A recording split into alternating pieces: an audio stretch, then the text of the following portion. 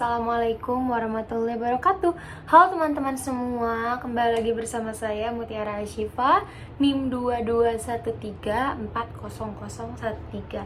Nah teman-teman, di video kali ini seperti biasa saya akan memberikan sedikit materi ataupun juga learning journal yang sudah dibahas pada pertemuan kemarin di kelas public speaking, dan ini jurnal ke 11 ya, kalau nggak salah ke 11.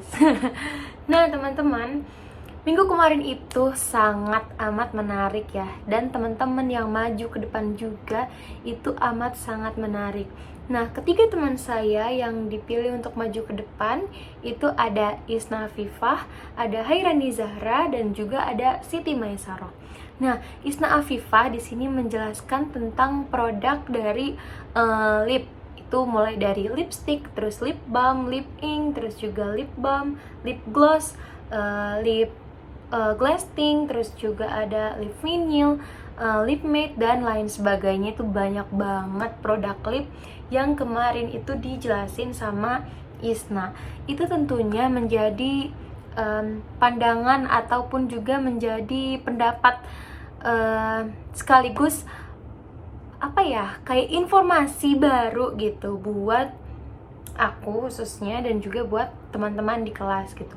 Karena terkadang kita tuh seringkali cuma merawat area muka aja tanpa memperhatikan bibir.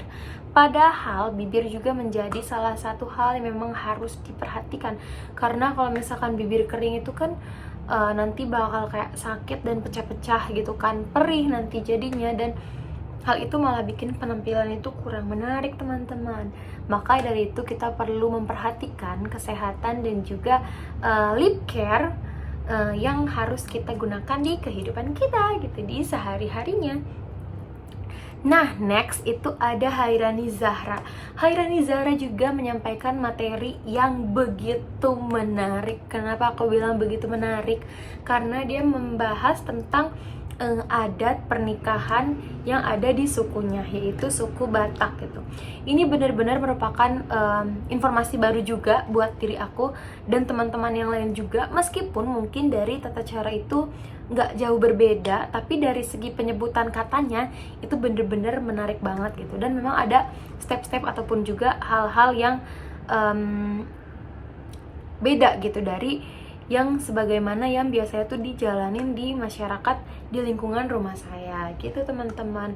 Terus yang terakhir ada Siti Maesaroh. Nah, Siti Maesaroh ini menjelaskan ataupun menceritakan juga tentang experience dia menaiki ataupun mendaki Gunung Kerinci. Nah, Gunung Kerinci, dan juga dia itu sempat berlibur ke Danau Kaco, yang dimana Danau Kaco itu kita udah tahu kalau misalkan kita ngelihat Danau Kaco itu di media sosial itu bener-bener warnanya biru banget. Dan kemarin Maesaroh itu menjelaskan kalau misalkan ya memang air di Danau Kaco itu memang sebiru itu gitu, sebagus itu. Dan bahkan saya dan teman-teman saya yang di kelas itu melihat gambar yang di share screen oleh Maesaroh juga terlihat begitu menarik gitu loh. Danaunya itu airnya bener-bener biru.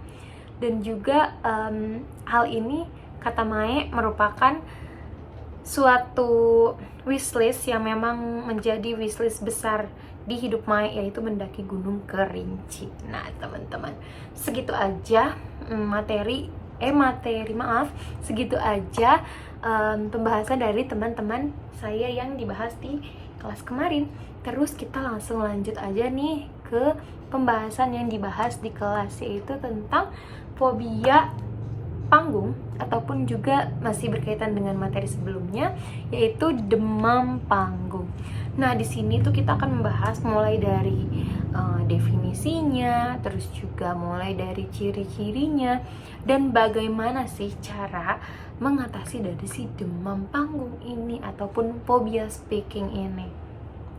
Nah, kemarin pemakala menjelaskan bahwasanya phobia speaking ini ada istilah medisnya, yaitu dikenal dengan bahasa glossophobia, ataupun kondisi itu merupakan kondisi di mana seseorang mengalami perasaan takut, lalu juga perasaan cemas, dan perasaan gugup yang berlebihan saat seseorang itu harus berbicara di depan umum ataupun di depan banyak orang gitu. Nah, hal ini itu kalau misalkan nggak kita kelola dengan baik akan menjadi kecemasan sosial yang nantinya khawatir malah mempengaruhi kehidupan sehari-hari, terutama saat individu itu berbicara apabila dia ingin melamar pekerjaan ataupun juga ingin mendapatkan pendidikan yang baik, yang tentunya hal itu tuh menuntut adanya kemampuan dalam public speaking. Nah, kalau misalkan si glossophobia ini kita terus nggak kita latih gitu, nggak kita olah dengan baik gitu, khawatir nantinya malah mengganggu ke hal tersebut, teman-teman. Tentunya banyak banget ciri khas dari glossophobia yang mana kita tahu ciri-cirinya itu sebenarnya hampir sama dengan yang dibahas kemarin, mulai dari gemetaran, terus juga keringat dingin, terus juga deg-degan gitu. Terus ada juga nih, biasanya itu seorang yang mengalami glossophobia itu dia dia itu berharap kalau misalkan diri dia itu tidak dipanggil ke depan kelas untuk melakukan presentasi ataupun juga menjawab pertanyaan ataupun dan lain sebagainya. Tapi bukan hanya di depan kelas, tapi juga di lingkungan pekerjaan gitu ya. Kalau misalkan dia itu seranahnya sudah ada di lingkungan pekerjaan, seperti itu teman-teman. Terus gimana sih biar diri kita itu bisa mengatasi si demam panggung ini ataupun phobia speaking ini gitu ya. Pertama tentunya kita harus banget latihan berbicara. Karena latihan itu nggak cuman sekali, 2 kali aja, bahkan bisa 10 kali, 2 kali, 10 kali, 20 kali, 30 kali bahkan kalau bisa ya. Kita harus mempersiapkan agar apapun itu materi yang kita sampaikan di depan umum itu bisa berjalan dengan lancar seperti itu. Dan kita juga bisa perlu meyakini bahwa diri kita harus memancarkan hal yang positif gitu, agar kita itu percaya diri bahwasanya materi yang kita sampaikan itu bisa diterima dengan baik oleh penonton, dan bahwasanya kita harus mengetahui kalau hal gugup itu akan terlihat sebentar aja gitu. Jadi audiens itu tidak akan melihat ke gugupnya kita, tapi audiens itu akan melihat ke materi yang akan disampaikan oleh kita. Seperti itu teman-teman. Mungkin itu aja materi yang bisa saya sampaikan di Learning Journal ke-11 ini. Dan ya, sampai jumpa di Learning Journal berikutnya. Terima kasih, bye.